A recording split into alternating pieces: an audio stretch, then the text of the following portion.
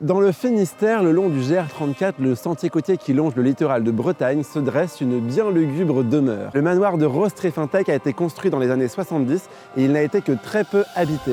L'inspecteur Evan mène l'enquête. Pour ça, j'ai donné rendez-vous à quelqu'un qui connaît très bien le village et qui va nous en dire un peu plus sur cette histoire un peu effrayante, qui d'ailleurs ne m'effraie pas du tout.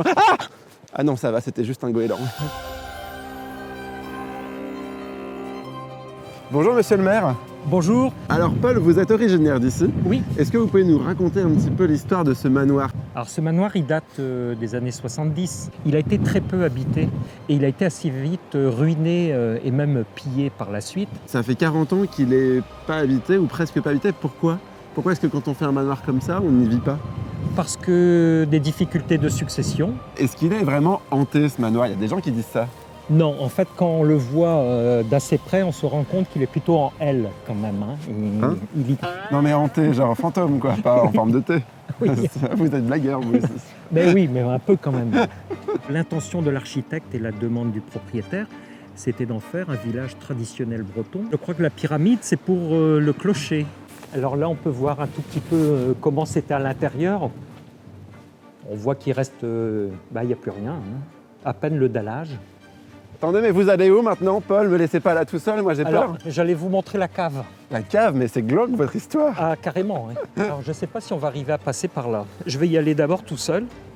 C'est toujours comme ça dans les films d'horreur, au moment où on se sépare, et il y en a un qui revient jamais. Mais c'était quoi? Il entreposait quoi ici, le monsieur? Un sous-marin? C'est Cadillac. Ah oui?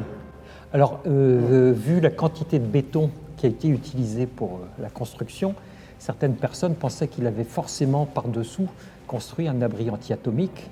Vous avez de la chance que je sois un Castor Junior, j'ai ma lampe de poche. Il y avait ascenseur, bien sûr, il y avait des installations techniques. Ça rend encore plus monumentale la construction.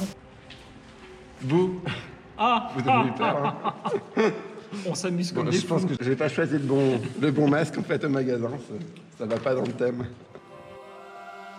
Bah alors, je sais pas vous, mais moi si j'avais un super terrain comme ça face à la mer et que j'avais plein de sous, je me ferais construire une maison avec 1 ou 2 étages et des grandes baies vitrées et pas forcément un truc pointu.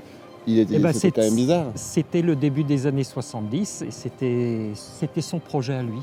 Apparemment, le monsieur était phobique de la lumière. Donc il ne voulait pas de grandes baies vitrées. Moi je trouve qu'il y a une anguille sous roche. Oui.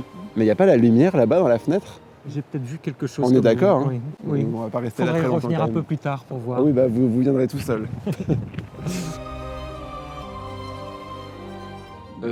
Paul, vous avez dû m'enfermer par erreur dans la cave. Alors, je vous en veux pas, hein, mais si vous pourriez me faire sortir, ça m'arrangerait. Paul, c'est vous là-bas?